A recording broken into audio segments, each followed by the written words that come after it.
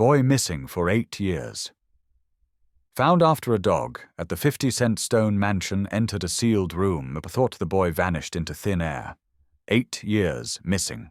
No leads, no hope.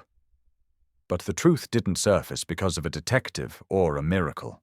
It surfaced because a battle-scarred German shepherd froze at one spot in a 50-cent mansion and refused to move. Evan Cole thought his dog was reacting to old trauma. He didn't know Ranger was listening to a heartbeat no one else could hear, the heartbeat of the boy the world had already buried. The wind knifed across the open plains as Evan Cole stepped out of the battered county truck, boots hitting the gravel like he was landing in a combat zone again.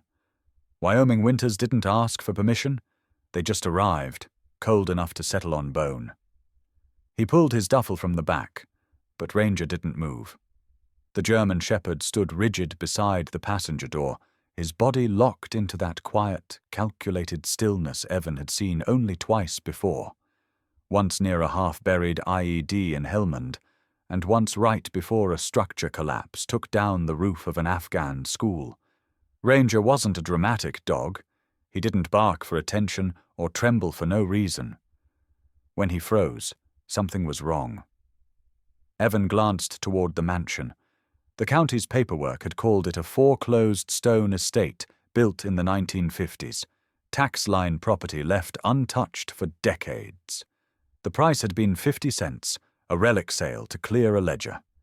To Evan, it had sounded like a project big enough to suffocate the grief he wasn't ready to face. To Ranger, it apparently sounded like trouble. "Come on, buddy." Evan patted his thigh. Ranger didn't even flick an ear. His eyes stayed fixed on the house, pupils thin, tail lowering but not tucked. Not fear. Calculation. Evan followed his line of sight. The mansion looked colder than the wind itself. Pale stone walls stretched upward like an abandoned courthouse. Shutters rattled. Dead vines clung to the corners. And yet something about it looked maintained. Too clean for a place no one had lived in for 20 years. The front door was closed, but slightly off its frame, as though someone had forced it open recently and tried to pull it shut again. Ranger growled, a low, steady vibration that felt like a warning written in a language only soldiers understood. Evan's jaw tensed. He wasn't superstitious, but he trusted this dog more than he trusted his own instincts. Ranger had pulled him through explosions, gunfire, smoke, nightmares. If the dog said don't go in there, he had reasons. Still, Evan stepped forward. Inside, the air was stale but not rotten. Dust hung in soft pillars. The foyer opened into a curved staircase whose banister gleamed faintly, like someone had wiped it down recently. Evan frowned. Ranger refused to cross the threshold. Evan exhaled sharply. Ranger. Inside. The shepherd held his ground another full second before stepping in, shoulders tense, breathing shallow. He sniffed along the baseboards, slow and methodical. Every few feet he paused, ears shifting like radar dishes. Evan walked deeper into the house, running a hand along the stone fireplace. A stack of firewood sat beside it, arranged in perfect symmetry. Too perfect. Not something a previous owner abandoned in the 90s, something someone placed recently. Ranger stopped dead near the back hallway. His body stiffened. Then a sound slipped from his throat Evan hadn't heard since the desert. Not a growl, a warning. Controlled. Direct. "What now?" Evan whispered. Ranger stepped to a blank wall. No outlet, no seam, nothing strange. But the dog's nose worked furiously, and his paw lifted, pressed once into the molding, then again with more force. Evan knelt beside him. The paint felt slightly warmer in one spot. He tapped the wall. Hollow. That jolt of adrenaline hit fast, the way it used to when something in a village alley didn't look right. Ranger scratched harder, sending flecks of plaster into the air. All right. Evan stood and jogged to the truck. The crowbar clanked as he grabbed it from the toolbox. When he returned, Ranger sat beside the wall, waiting like a soldier poised at a breach point. Evan wedged the bar in and pried. The plaster cracked, then split, then peeled away entirely, revealing a narrow seam, a hidden panel. No knob, no hinges visible. He shoved the bar in again. The panel groaned and finally swung open. Cold air spilled out. Not basement cold, something else, a sealed kind of cold, preserved. Ranger didn't wait for permission. He stepped forward, nose stretching into the darkness, tail stiff. Evan flicked on the flashlight. Stairs led down. Not on the house plans, not mentioned anywhere. He descended slowly. Ranger pressed so close behind him he felt warm breath on the back of his leg. The light cut into a room that shouldn't exist. Filing cabinets, a small cot, a desk, children's drawings curled on the concrete floor. Evan swallowed. Ranger moved first, padding across the room to a tiny door on the left. Barely a crawl space. He sniffed it once.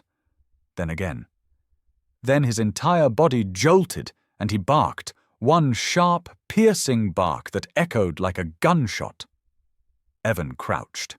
Ranger's nose pressed against the crack under the small metal door, trembling, inhaling hard. Not mold, not rodents, hunger, fear. A human scent. Evan's spine went cold. There's someone on the other side, isn't there?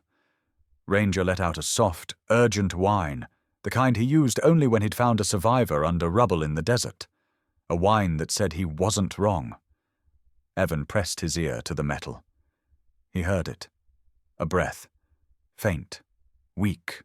But real. Ranger backed up, eyes locked on him, waiting for action. Evan's pulse hammered. A missing boy. 8 years. A sealed room in a 50-cent mansion, and a dog who refused to let the truth stay buried. The metal door wouldn't budge. Evan pushed his shoulder. Into it again. Teeth clenched, but the hinges didn't so much as rattle. Whoever built it had meant for it to stay shut. Behind him, Ranger paced in a tight circle, nails ticking on the concrete floor. His breaths came short and sharp, the way they used to when he caught the trail of a buried survivor overseas. Easy. Evan's voice shook slightly as he caught his breath. Let me think. But Ranger wasn't easing. He lunged at the larger wall panel beside the metal door and barked again, claws tearing into the plaster with a force Evan hadn't seen since the day the dog pulled a child from the rubble of a collapsed clinic. Ranger wasn't panicking. He was insisting. Something is behind there. Evan grabbed the flashlight, sweeping it quickly across the walls. On the far side of the room, something didn't match. A strip of baseboard that looked almost too clean, too new. The paint around it was slightly brighter. The wood was less warped. A patch job. Recent. He crouched, pressed his fingers along the baseboard. It flexed slightly under pressure. Ranger slammed his paw into it, then looked up, eyes locked on Evan with that unmistakable message he had learned to trust in the desert. Here. Now. All right? Evan stood, heart pounding. Move back. Ranger retreated 2 steps but kept his body angled toward the wall, ready to spring forward. Evan wedged the crowbar under the molding and pulled. The board snapped free in seconds, revealing a thin vertical seam. He dug the crowbar in deeper, forcing the hidden panel to give way. A rush of air hit him. Cold, dry, preserved. The kind of cold that lived in places never meant to see daylight. Ranger stepped forward immediately, nose low, tail stiff. His entire posture changed in a blink. His shoulders dropped into a tactical crouch. His steps became silent and deliberate. Evan had seen him do this while clearing compounds. Ranger wasn't a pet. He was a soldier, and something down there had triggered every survival instinct he possessed. Evan swung the flashlight toward the gap. A staircase descended into darkness, narrow and steep. Not the same stairs from the first hidden room, a second shaft, smaller, claustrophobic. Absolutely not on the county's blueprint. "You have got to be kidding me," Evan whispered. Ranger looked back at him once. No bark, no growl, just a steady, unblinking stare. A command without sound. "Follow." Evan took a breath, tightening his grip on the flashlight. He started down, one hand on the cold stone wall. Ranger walked in front, every muscle pulled tight, head turning with small, precise motions. Halfway down, the air shifted. Evan paused. "Smell that." Ranger raised his head slightly, inhaled. A soft rumble built in his throat. It wasn't mold, it wasn't stale water, it was human scent, faint, old, but present. Evan swallowed. His pulse hammered so loudly he was afraid it might echo. The war had taught him to separate fear from danger. Right now, they were one and the same. The bottom of the stairs, the passage opened into another room. This one was different, more lived in. A cot against the wall. The remains of a blanket. Scuff marks on the floor, as though someone had dragged something heavy. Or someone. Evan moved forward, scanning everything quickly. A chipped mug sat on the ground. A plastic wrapper from a protein bar remained on a shelf. The expiration date read from a year ago. This place isn't abandoned.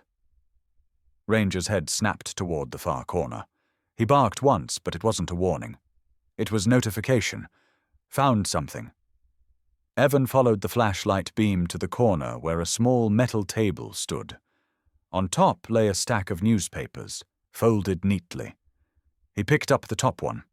The missing boy's face stared back at him. Liam Turner, age 7 at the time. Missing for 8 years. Presumed dead.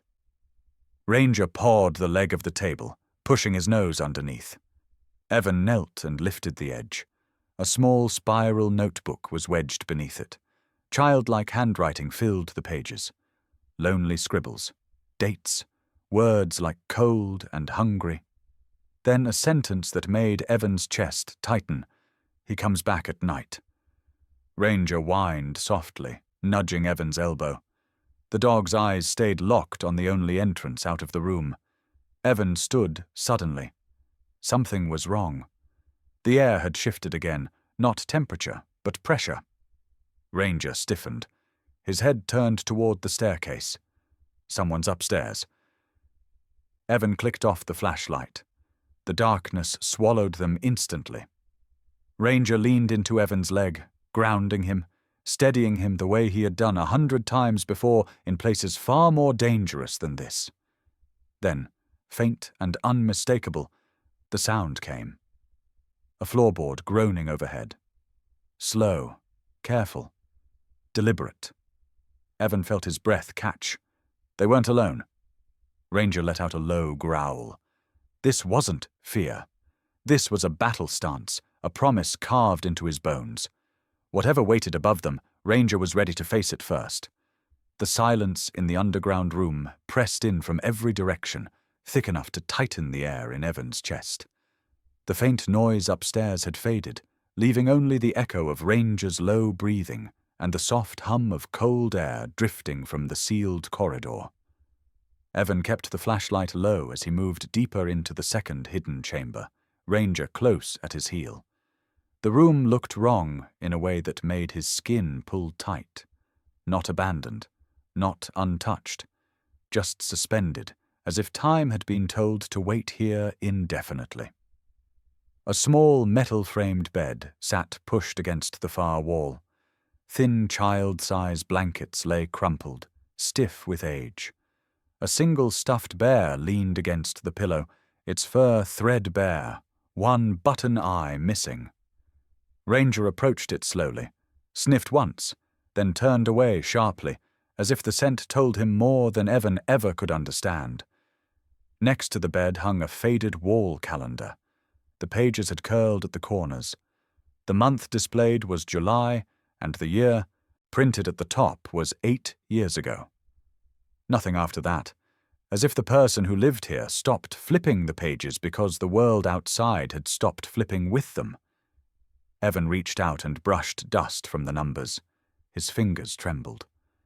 Ranger's tail dropped, not in fear, but in grief, a soundless recognition. A child lived here. Ranger suddenly stiffened, muscles tightening across his back. His head jerked toward the center of the room. He stepped forward, nose scraping along the floorboards, breath sharp. Then he barked once, loud enough to ricochet off every wall. Evan spun toward him. "What is it?"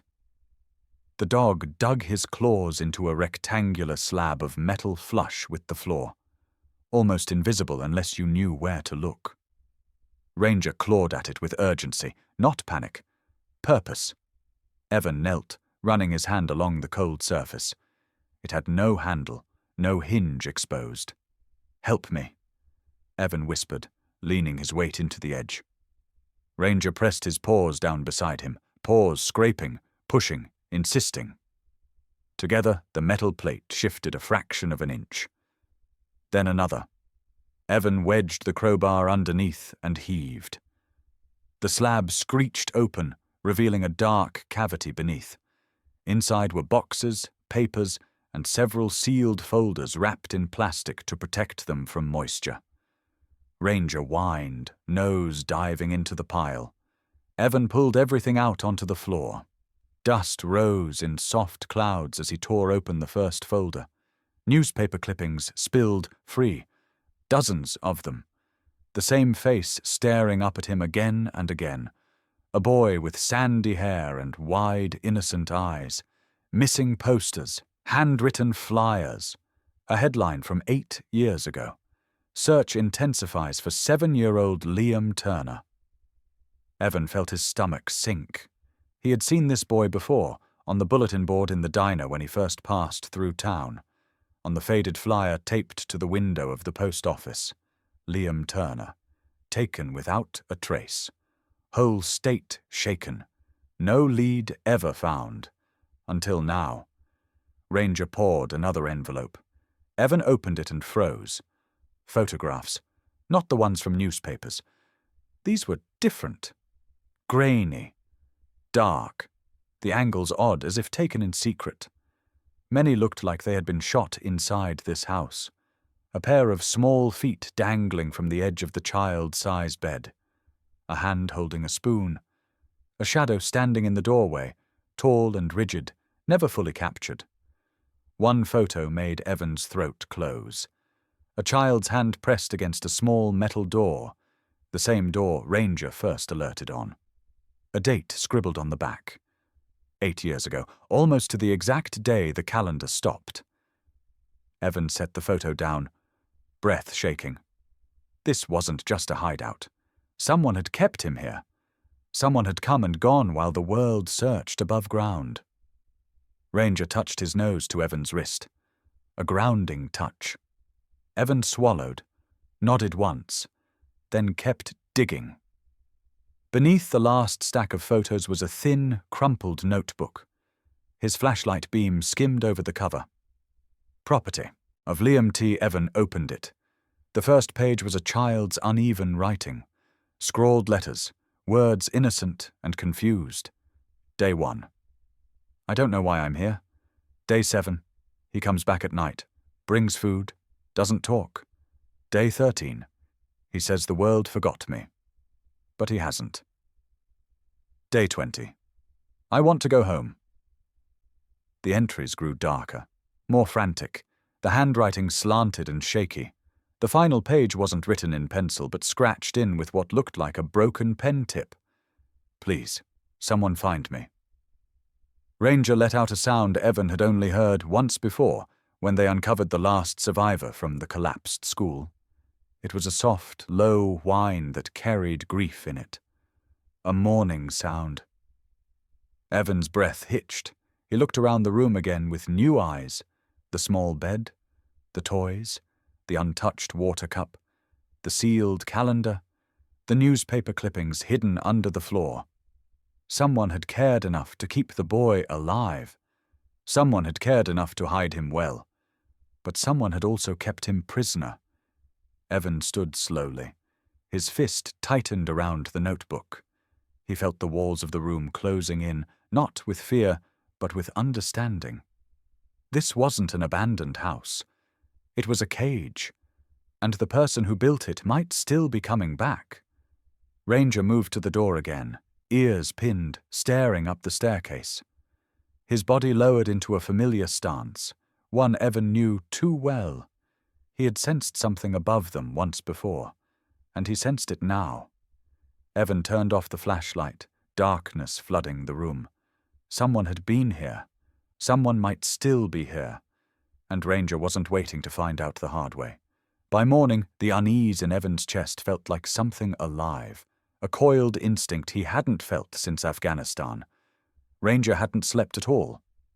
The dog had taken position at the base of the staircase and stayed there, eyes fixed upward, body rigid, listening to a world Evan couldn't hear. The moment daylight cracked over the Wyoming ridgeline, Evan loaded the evidence into the truck. Ranger jumped into the passenger seat without waiting for command, as if he understood they were running out of time. Evan drove straight to the next town, where he knew Elise Vaughn rented a small office above a pawn shop. Her name had come up in every serious missing persons article he'd ever read, the kind of reporter who kept digging even when people told her to stop. Elise looked up from her computer when the door creaked open.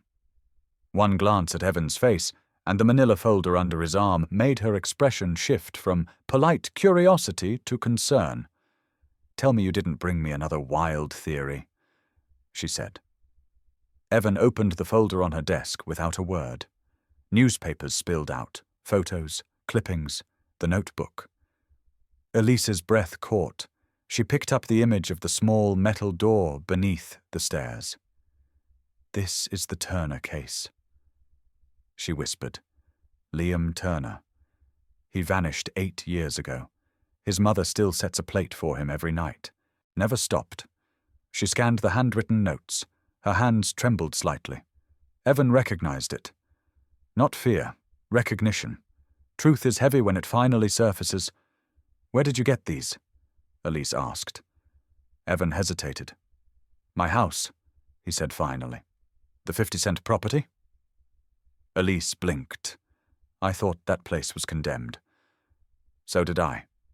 Ranger stood by the office door, tail low, ears pricked. Every time a car passed outside, his head snapped toward the sound. Elise noticed. "That dog of yours looks like he knows something's coming. He always knows." She exhaled and turned back to the documents. Evan watched her expression tighten as she read the final entry in the child's notebook. "Please, someone find me." "There's more," Evan said. "Come with me. You need to see it for yourself." Elise didn't argue. When they pulled up to the mansion, the wind had shifted. The air smelled like storm clouds and something sharper underneath. Ranger jumped out first, nose to the ground immediately. He froze by the front steps. His entire body stiffened, tail straight. "What is it?" Elise whispered. Ranger followed a scent path in a slow arc, then stopped dead near the side of the porch. Evan walked over and felt the first crack of dread slide into place. Footprints. Not his. Not hers. Someone had walked right up to the house in the night. Deep prints. Heavy. Recent. Evan knelt, examining the tread marks. Work boots. Size large. The toe caps were worn in a pattern he recognized from years around construction crews and law enforcement. The scent of gasoline drifted faintly across the porch boards. Someone had circled the house, checked the windows, cut the electrical box, and then left without entering. "You said no one lived here for decades," Elise said quietly. "That's what the county records say," Evan replied. Ranger growled low, the sound vibrating against Evan's knee. Then Elise added, almost hesitant, "I remember something about this place. When Liam went missing, his mother mentioned a name. A retired sheriff. Grant Mullard. He ran this district until he got caught in a scandal. Corruption charges? Evan asked. Worse. Elise pointed to one of the clippings. Evidence tampering. Missing reports buried. Cases almost identical to Liam's that never saw daylight. What happened to him? Disappeared before trial. Never found. The county sheriff's office wrote him off as a runaway. Evan felt the temperature in his chest drop. This was his house, Elise said. The world went still.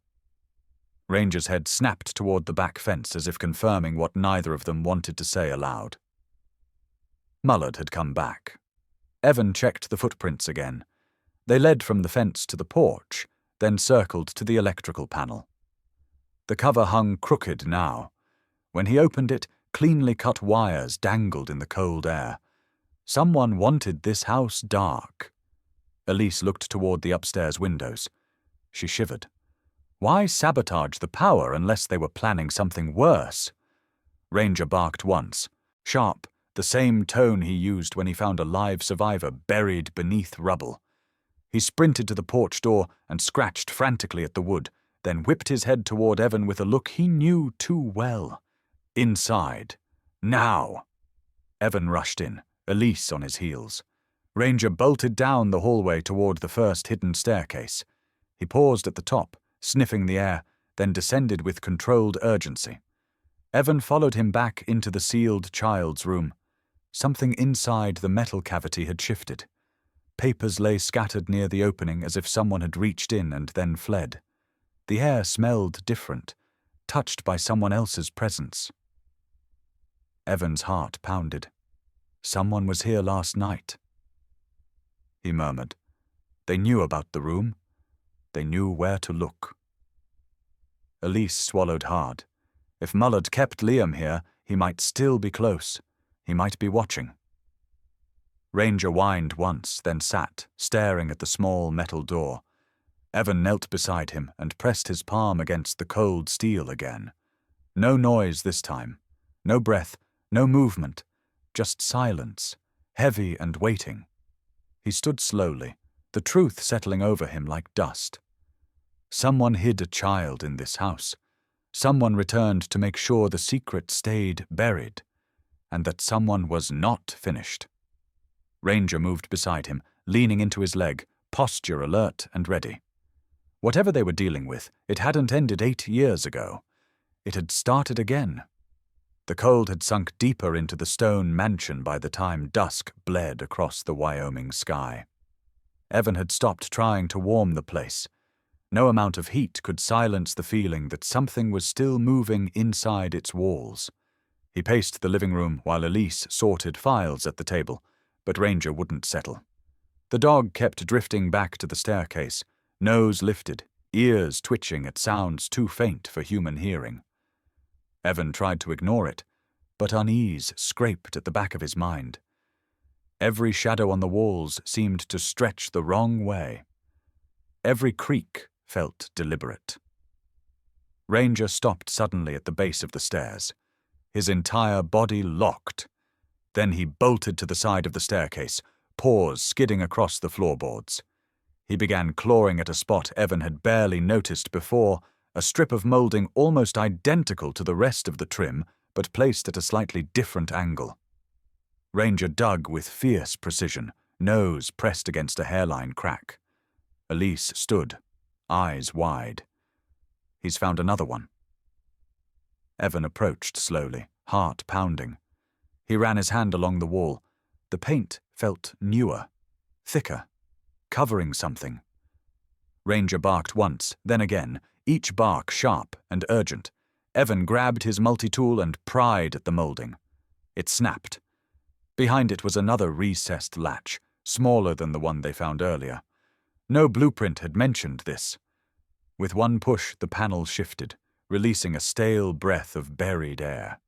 A blackened passage opened behind the wall, narrower than the others. Ranger ducked inside. Immediately, tail straight, posture coiled. Evan followed with the flashlight. The space opened into a second underground room, this one lower, more crude, the kind of place built fast and in secret. Concrete walls, rebar exposed, a drain in the center of the floor. The air reeked of bleach and rust. Elise whispered, "This looks like a holding room." Ranger sniffed along the walls, then froze near a chain bolt embedded into the concrete. A frayed strip of cloth hung from it. Child size. Faded blue. Evan reached out and touched it. The fabric crumbled at the edges but held enough shape to reveal what it once was. A sleeve from a small shirt. He felt his chest constrict.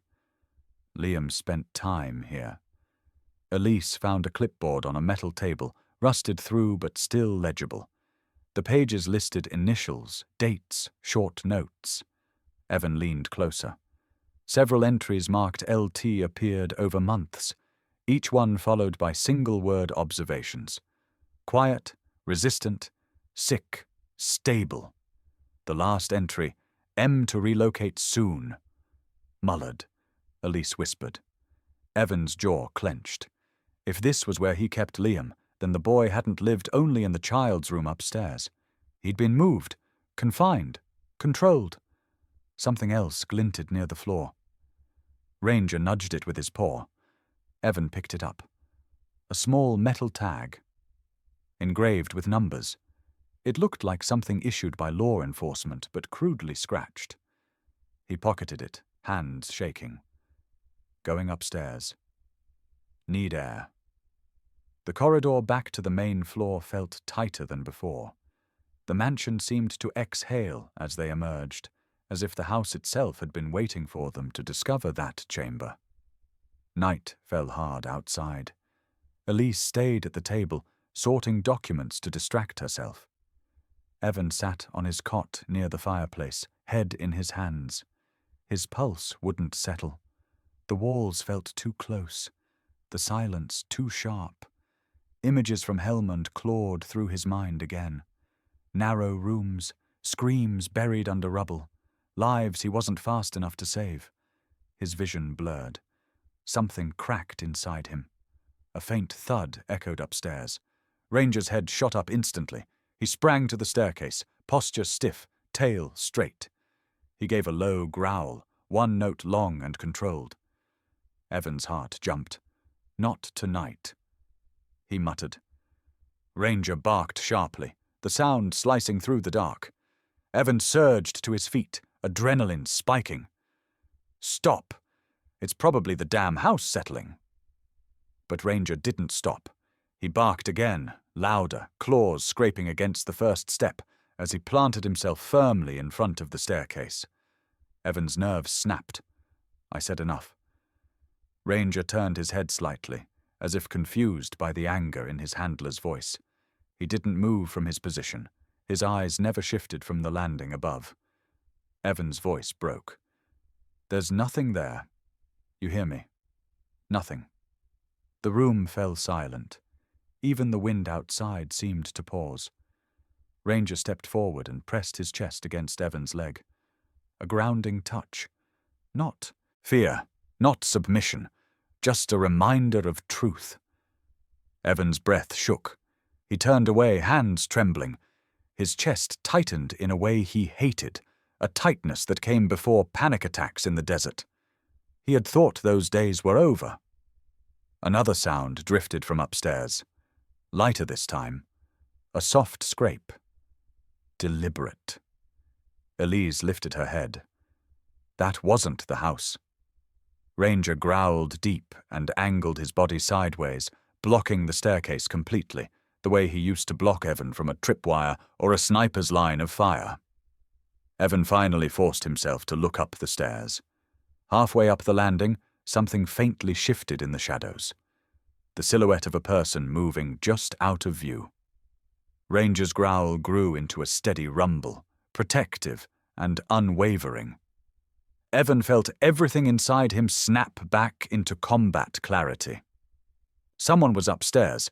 His PTSD thrashed inside him, but Ranger stood unmoving, refusing to let him fall into panic. The dog's presence wasn't just loyalty, it was strategy. A single, silent message, the same one he had given Evan in war zones. Stay sharp. Stay alive. Evan took a slow breath and braced himself. Ranger wasn't wrong. He never was. And whoever had returned to the mansion had just crossed the line from silence to threat. Ranger moved before either Evan or Elise could speak. One sharp bark split the air, and he sprinted up the staircase with a force that shook the old boards. Evan followed, heart pounding, flashlight shaking in his grip. Elise stayed close behind, clutching her phone, breath shallow and fast. Ranger reached the second-floor landing and made a hard right, skidding to a stop in front of a narrow linen closet door. But he didn't scratch or bark at it. He pressed his nose to the far right corner, where the molding met the ceiling at an angle too perfect to be original. Evan ran his hands along the seam. This isn't a closet. Ranger stepped back, muscles coiling. He let out a low, guttural growl. Evan wedged the crowbar into the seam and pulled. The molding snapped. Behind it, a slab of plaster cracked and fell away, exposing a latch. He pulled it, and a disguised door creaked inward, releasing a wave of air colder than the basement rooms. Ranger pushed past him instantly. Evan climbed up into the darkness with Ranger guiding each step. The attic was silent except for small, uneven breaths coming from somewhere ahead. The beam of his flashlight cut across piles of old furniture, forgotten trunks, and insulation hanging like yellow vines. Then the light stopped. A boy sat hunched in the farthest corner, knees pulled tight to his chest. Bare feet, thin wrists, eyes wide and glassy as if he wasn't sure what was real. His hair was longer, darker and tangled, but Evan recognized him instantly from the photographs. Liam Turner. Missing for 8 years. 15 now. Alive. Ranger crouched low, inching forward with careful, controlled steps. He didn't bark. He didn't growl. He simply approached, like he used to approach trapped civilians overseas, showing every line of his body was safe. Liam pressed his back against the wall. His lips trembled. "Please don't be him. Please." Evan dropped to his knees, flashlight angled down so the boy wouldn't be blinded. "You're safe, Liam. You hear me? You're safe now." Liam stared at him, chest heaving. Then his gaze drifted to Ranger. Something in his face softened, if only for a moment. "He found me," Liam whispered. "The dog found me." Ranger crawled close enough to touch the boy's foot with his nose. Liam's eyes filled with tears. Evan reached into his pocket and held out a granola bar. Liam hesitated, then snatched it with trembling fingers and devoured it like he hadn't eaten properly in days. Elise knelt beside Evan, voice soft. "Liam, we're here to help you, but we need to know who kept you here, who did this?" Liam looked toward the attic door, shoulders shaking. "He did. And he's coming back." Elise's breath stopped. Evan felt his pulse slam into his ears. "Who?" Liam swallowed hard. It took everything he had to get the words out. "The sheriff. He never left. He was just hiding. Grant Mullard, the man the county declared missing. The man Evan thought was long gone. The man who built this mansion with secrets buried under every step." Evan stood abruptly. If Mullard knew the hidden rooms were exposed, he wouldn't just run. He would return to erase every trace, including Liam. "We're getting you out of here," Evan said. "Now." Ranger moved to the attic entrance, ears pinned back, body already transitioning into combat readiness. That shift. Evan had seen it under gunfire and collapsing buildings.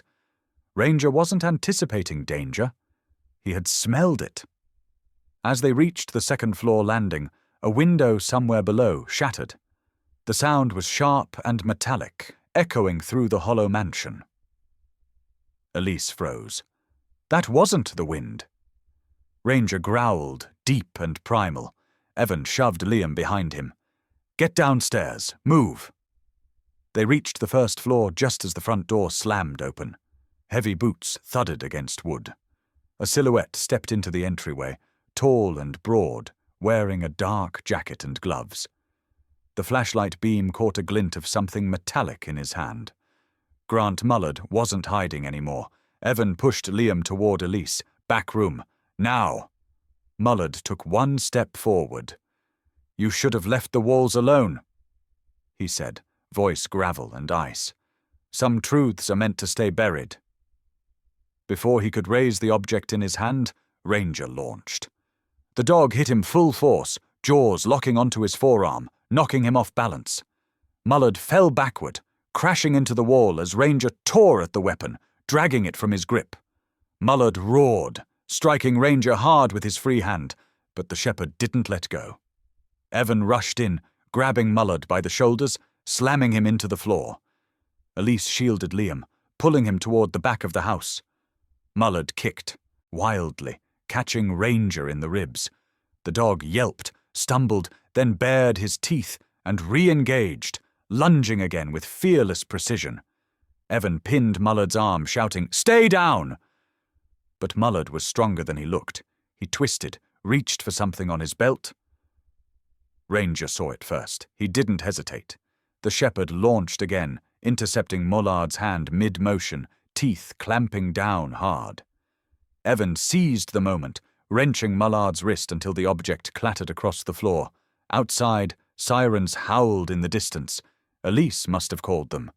Mullard's breathing grew ragged, fury burning through him. "You don't understand," he hissed. "That boy was never supposed to see daylight again." Evan pressed harder, voice shaking with rage. "He's going home tonight."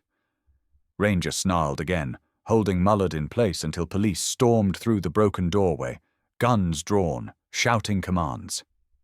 Evan finally pulled Ranger back as deputies swarmed Mullard, forcing him into cuffs. Liam peeked out from behind Elise, tears streaking down his face. Ranger trotted to him, lowering his head gently into the boy's hands. Liam whispered one word, voice trembling with relief and disbelief. "Thank you."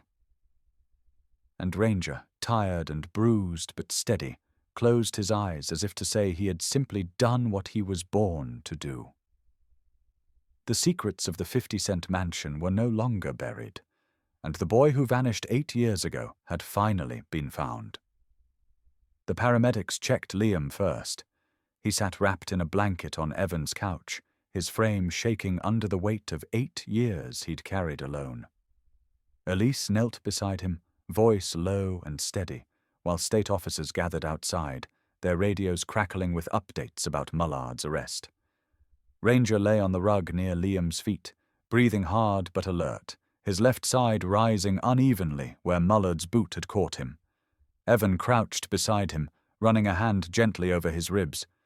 The shepherd winced but didn't pull away. "You're tough, buddy," Evan whispered. "Tougher than any of us." Ranger lifted his head, licking Evan's wrist, then turned his gaze back to Liam as if refusing to take his eyes off the boy. Liam's voice finally broke the silence. "He took me because of my dad." Evan and Elise exchanged a glance. Liam swallowed hard. "My dad worked for the county. He found out Mullard was buying land under fake names, kicking people off, selling it to shell companies. When he reported it, Mullard came after us."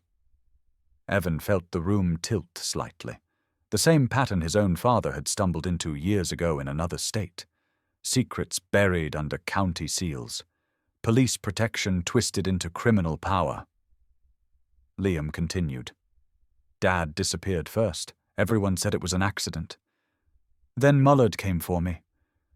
Told me if I ever talked, he'd do the same thing to my mum." His face tightened.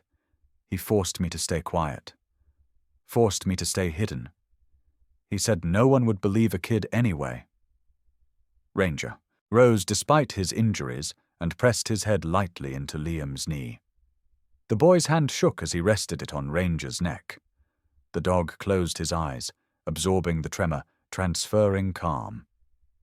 Elise straightened, expression sharpened with the instinct of a reporter chasing a truth long denied.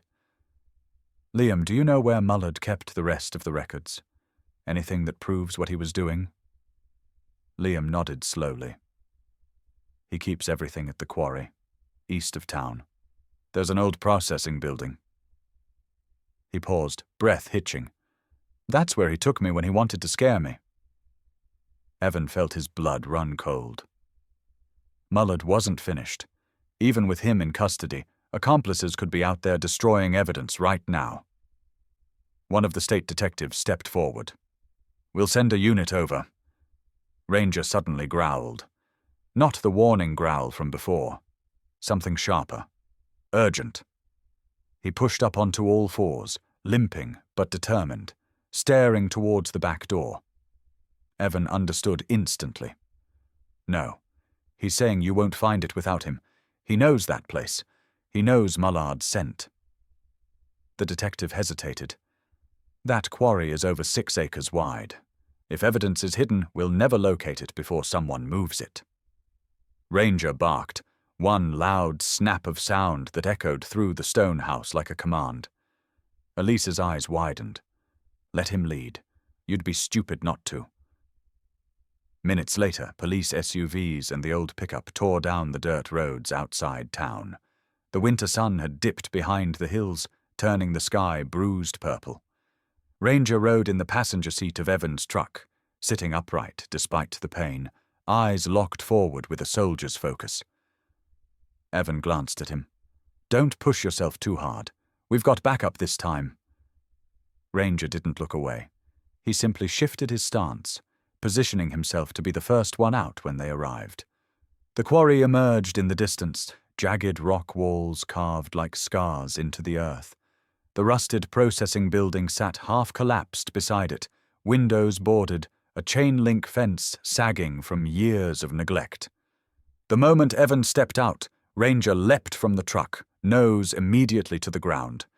He started moving fast, limping but relentless, pulling ahead of the officers like a compass needle drawn to the true north of danger. "Over here," Evan called, following close. Ranger veered left, weaving through piles of broken concrete. He stopped at a steel door, half buried under debris, and barked sharply, pawing at the dirt. An officer ran forward with bolt cutters. Inside was pitch black. Ranger slipped in before anyone could stop him. Evan cursed under his breath and rushed in behind him. The flashlight beam cut through the darkness, revealing metal cabinets, barrels, and stacks of boxes shoved into corners. Ranger pushed past everything, nose leading him straight toward a heavy plastic container tucked beneath an old conveyor belt. When Evan pried it open, his breath caught. Maps, contracts, videotapes, dozens of property deeds with falsified signatures. Enough evidence to bury Mullard and his entire network for life. Elise appeared in the doorway behind the officers, covering her mouth. "This is it. This is the smoking gun." Ranger barked again, tail stiff. Evan turned. Someone else was in the building. The officer nearest the door lifted his weapon. "Hands where we can see them." A man stepped out from the shadows. Not Mullard. Younger, nervous, his clothes coated in dust. He held a gas can in one hand and a lighter in the other. He came to destroy the evidence. "Drop it!" the officer shouted. The man hesitated, eyes darting toward the documents in the box, then toward the door. Ranger snarled and stepped forward, lips curling back. The lighter slipped from the man's fingers in fear. He dropped to his knees, hands in the air. "He told me to burn it," he cried. "I didn't even know a kid was involved. I just followed orders." Evan grabbed the lighter from the ground and kicked the gas can away. The officers cuffed the man and led him out. Ranger returned to Evan's side, breathing hard but steady. Outside, the wind carried the sound of more sirens approaching. The quarry filled with blue and red light. Elise filmed everything, documenting every uncovered file. The detective approached Evan, eyes heavy with the weight of long-buried truth. "This closes the case. For good. Mullard and anyone tied to him won't see daylight again." Evan looked at Ranger, who sat proudly despite his injuries, chest rising and falling with tired triumph. "No," Evan said quietly. "He closes it." He rested a hand on Ranger's head, and the shepherd leaned into the touch, ears relaxed for the first time in days. Back in town, Liam Turner sat safely in a warm hospital room while his mother sobbed into his hair, holding him as though letting go might send him back into the dark. And in the quarry, the truth finally stood in the open, no longer buried beneath stone and silence. Justice had come because a dog refused to ignore a hidden door, because Ranger didn't give up. Not 8 years ago, not today. A month passed, and winter loosened its grip on the Wyoming plains. Snow still clung to the edges of the fence posts, but the fields beyond the 50-cent stone mansion were beginning to show streaks of thawed earth, the first hints of spring. Life in the small town didn't return to normal. It settled into something quieter, softer, like a community exhaling after holding its breath for 8 long years. Liam Turner was home. He lived with his mother again, in the same small blue house with the crooked wind chime on the porch. Neighbors still slowed their cars when driving by, not out of curiosity, but reverence. The boy who vanished was alive. Every time Liam stepped outside, bundled in a heavy jacket, his mother's hand on his shoulder, people waved. He waved back, shy at first, but growing steadier each day. Therapy sessions filled his afternoons. His school district arranged private tutoring until he felt ready to return. A local carpenter built him a new bedroom set for free. A diner owner left fresh meals on their porch twice a week. Healing didn't come easily, but it came with a whole town behind it. The boy who once whispered in terror now sometimes laughed when a neighborhood dog barked. His mother said the sound felt like hearing color for the first time. He still asked about Ranger. Evan brought the shepherd to visit whenever Liam requested. At first, Liam simply sat beside him on the couch, letting Ranger rest his head on the boy's lap, both of them silent. But one afternoon, Liam buried his face in Ranger's neck and sobbed. Ranger stayed perfectly still, tail tapping the floor just once, as if telling him it was okay to finally let go. Evan watched from the kitchen doorway. It hit him then how close the world had come to losing this boy forever, and how a dog's instinct had cut through 8 years of silence. The mansion had changed too. Evan no longer referred to it as the house. People in town didn't call it the crime scene anymore either. It had a new name, painted cleanly across a handmade wooden sign at the gate: the Turner Archive. Inside, the once dusty rooms grew warm with purpose. Evan spent every morning repairing walls, sanding floors, and rewiring lights. Every evening, he catalogued old newspaper clippings, missing person files, maps, photographs, anonymous letters, and donations sent by families from neighboring counties. A new mission had taken root inside him. What happened to Liam had happened before in other places. Maybe not always with the same cruelty, maybe not always with the same ending, but buried stories had defined too many of the people who walked into that house. Evan wanted the archive to be a place where those stories didn't have to grow cold. Elise visited often, helping organize the research. Her articles had gone statewide, then national, exposing Mullard's network and the county corruption he'd been part of for decades. She kept insisting she was just doing her job. Evan knew better. Without her tenacity, the archive wouldn't exist. Without her voice, truth would still be buried under the quarry floor. Ranger had changed as well, though not in ways that slowed him. A fresh scar curved across his ribs, pale and hairless like a mark carved by fate rather than injury. The townspeople adored him. Children asked for photos. A bakery owner left boxes of dog treats at Evan's door. Someone even knitted him a little red bandana, which Ranger tolerated exactly once before pawing it off in disdain. Despite the attention, the shepherd was happiest in his quiet routine. He spent mornings following Evan from room to room as the archives took shape. Afternoons sprawled under the front porch, eyes half closed but ears alert. Evenings at Evan's side, paws crossed, listening as the man sorted documents. Sometimes, when the wind blew just right, Ranger would lift his head and study the horizon. The same horizon he had watched for months before the truth broke open. The same horizon where danger once crept toward the mansion without a sound. Now there was no fear in his posture, only a kind of worn pride, the ease of a fighter who survived the worst and didn't need to prove anything anymore. One day, as Evan hammered a new frame around a window, he felt a soft bump at the back of his leg. Ranger stood there, eyes half closed, head lowered.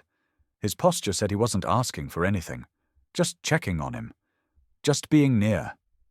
"Good boy," Evan whispered, rubbing his ear. "You saved all of us." Ranger flicked his tail in a lazy arc, accepting the praise as fact, not flattery. Then he wandered back to the porch and settled into his favorite spot overlooking the fields. Evan watched him for a long moment. He realized that peace wasn't loud. Peace wasn't triumphant. It wasn't even celebratory. Peace looked like a 15-year-old boy laughing again. Peace looked like a mother sleeping through the night. Peace looked like files spread across a wooden table, not hidden anymore. Peace looked like a scarred German shepherd resting on a warm porch, eyes soft, knowing the world he protected was finally safe. Yet even in that quiet, Evan sensed something else beneath the calm. Not danger, not fear. Possibility. The kind that comes after a storm has stripped everything down to the truth. He wiped sweat from his brow, stepped out onto the porch, and stood beside Ranger. For the first time since buying the 50-cent mansion, the land felt lighter. The shadows no longer pressed. The silence no longer listened back. Ranger lifted his head and leaned into Evan's leg. Evan scratched gently between his ears. "Yeah, buddy," Evan whispered. "We did good." And together they looked out over the Wyoming fields, where spring was slowly finding its way through the frost, reclaiming what the dark had stolen for far too long. By late summer, the 50-cent stone mansion no longer resembled the cold, hollow place Evan had first stepped into. The walls held purpose now. The floors carried footsteps of people searching for answers. And outside, beneath a wide Wyoming sky, something new took shape. Evan called it the Truth Keeper Project. It started as an idea scribbled on a scrap of notebook paper, a way to help families who had lost someone, a bridge between veterans who struggled to return home and a community that desperately needed their discipline, their insight, their instincts. The mansion became the headquarters. Its basement archive grew into a public resource center filled with maps, aerial photos, missing person files, interviews, and timelines. But the heart of the project wasn't the data. It was Ranger. People came not just for information, but because they'd heard stories about the German shepherd who could sense danger before anyone else. The dog who had found a missing boy hidden behind a false wall. The dog who had stood between a child and a predator without hesitation. Ranger didn't perform tricks, and he didn't act like a hero. He just existed with the kind of quiet certainty that made people believe again. Evan noticed it every time a grieving parent walked through the door. They always hesitated first, unsure, carrying months or years of fear in their eyes. Then Ranger would approach, calm and slow. He'd lean his head gently into their leg, or sit beside them without invitation. People cried into his fur more often than not. Ranger never moved away. The project grew faster than Evan expected. A retired army medic signed on. Then a former search and rescue handler. A counselor from town volunteered on weekends. Donations followed. First small envelopes slipped through the mail slot. Then larger grants from non-profits that had read Elise's articles. But the moment Evan knew the Truth Keeper project had become something bigger was the day Liam Turner walked up the front steps with a backpack slung awkwardly over one shoulder. He was taller now, stronger, his hair longer, his eyes clearer. Therapy had not erased the past, but it had given him a way to move through it. His mother stood a few feet behind, watching him with a mix of pride and fear. Liam shifted nervously. "I want to help," he said.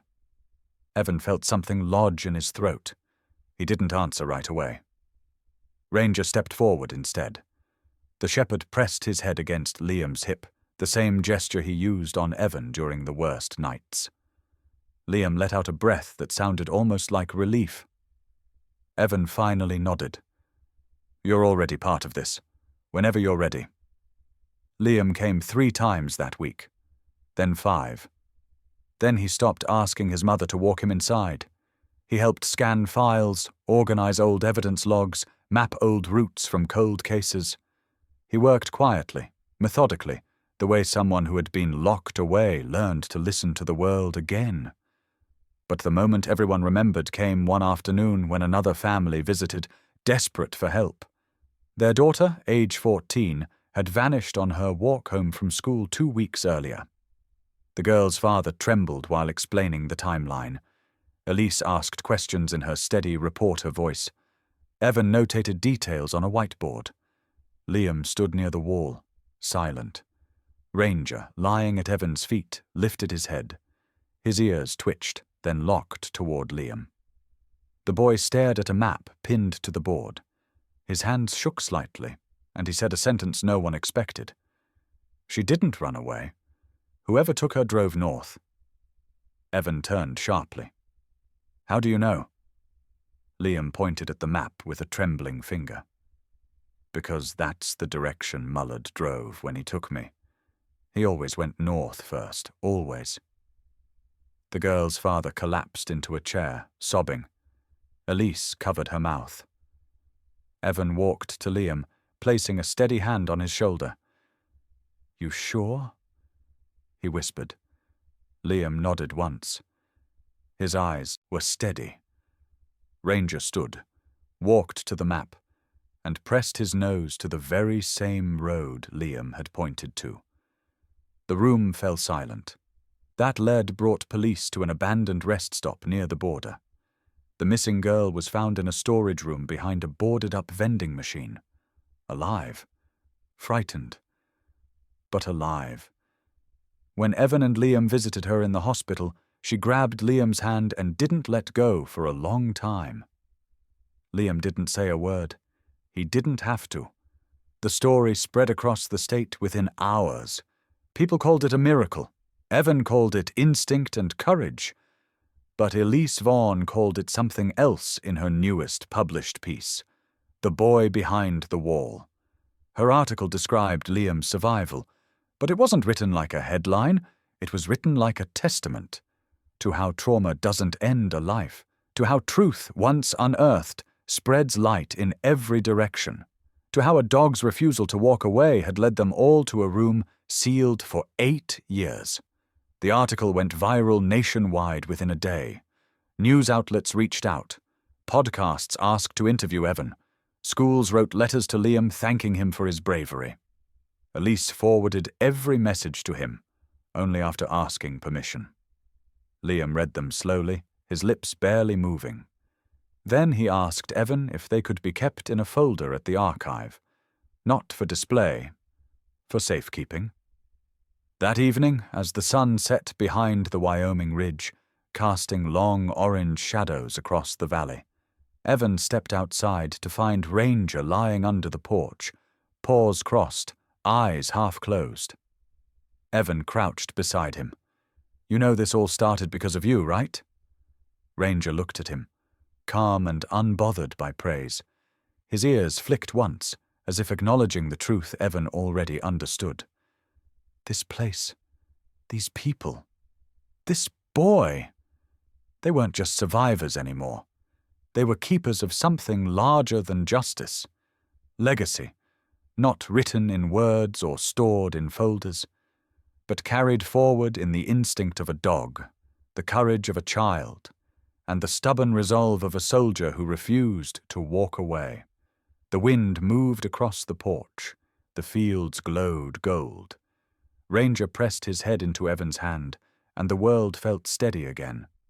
The studio lights were softer than Evan expected, warm, almost gentle, like a late afternoon sun settling onto a quiet Wyoming field. Cameras stood in a half circle around him, red standby lights glowing steady. Ranger sat at his feet, calm, composed, every bit the soldier he had always been. The talk show host, a woman with kind eyes and the tone of someone who had read the entire case file twice, smiled across the table at him. "Evan, people all over the country have followed your story. The house, the sealed room, the boy missing 8 years. So let me ask the question everyone keeps repeating. How did you even know something, or someone, was still inside that wall?" Evan exhaled slowly. He rested his hand on Ranger's head, feeling the warmth beneath the fur. The familiar solidness of a dog who had carried him through war and through everything after. "I didn't," he said. He looked up, eyes steady. He did. Ranger's ears flicked towards the host, then toward the audience behind the cameras. Not nervous, just aware. Always aware. Evan continued. "I walked through that house thinking it was abandoned, thinking the worst thing waiting for me there was dust and bad wiring. I thought I'd be starting over, maybe finally getting some sleep." A small laugh rippled through the studio, but he paused, fingers brushing Ranger's collar. Ranger walked into that house like he'd stepped into a battlefield again. Quiet. Focused. Listening to things I couldn't hear anymore. Smelling things long gone to human senses. He didn't look for ghosts. He looked for truth. The host leaned forward. "And when he stopped at that wall?" Evan nodded. "That told me everything I needed to know. His stance was the same one he used overseas. The look he gave me. I knew something was behind that plaster, something alive, something scared. He refused to walk away from a truth the rest of us stopped hearing." Cameras clicked. The audience held its breath. Evan's voice lowered. If Ranger hadn't insisted that night, Liam might still be up there. Or worse. Silence followed, the kind that wasn't empty but weighted with understanding. The host gave Ranger a soft look. "He saved a life. He saved all of us," Evan said quietly. The host turned back to the camera. "You've started something remarkable with the Truthkeeper project. It's become a movement now. Veterans, dogs, families working together to uncover stories long buried." Evan nodded. "We're not done. Not even close. There are families out there who still don't have answers. Kids who disappeared without a trace. Cases that went cold because someone stopped looking. Our job is simple. Keep the truth alive until it finds its way back home." Ranger shifted, sensing the emotion in Evan's tone. He pressed closer to his leg, a silent reassurance. A reminder. The camera zoomed in slightly. The host smiled. "Before we close, Evan, if there's one thing you want people watching to understand, what would it be?" Evan looked down at Ranger. The shepherd met his eyes, an old soul calm in his amber stare. That sometimes the loudest cry for help isn't a scream. It's a silence. And sometimes the only one who still hears it is a dog who refuses to give up. The host swallowed hard, visibly moved. The studio dimmed. The monitor behind them lit up with a photograph of Ranger sitting outside the stone mansion at sunset. His silhouette framed against an open field, ears high, posture steady. A sentinel, a survivor, a keeper of what nearly slipped away. The lights faded into darkness. A narrator's voice closed the segment. Some heroes wear uniforms, some carry badges, and some simply stand watch, waiting for the truth to surface. Ranger didn't just save a boy's life. He changed a town. He rebuilt a legacy. He reminded us that loyalty is not a word, it's a vow. The final shot returned to Ranger, lying on the porch of the mansion. His eyes followed the horizon with that same silent readiness, a soldier still guarding the world he saved. A soft text faded onto the screen. What's your story with a loyal pet? And then, beneath it, share it, honor it, and support the voices that keep these stories alive. Subscribe to German Shepherd Stories, where loyalty always has a voice.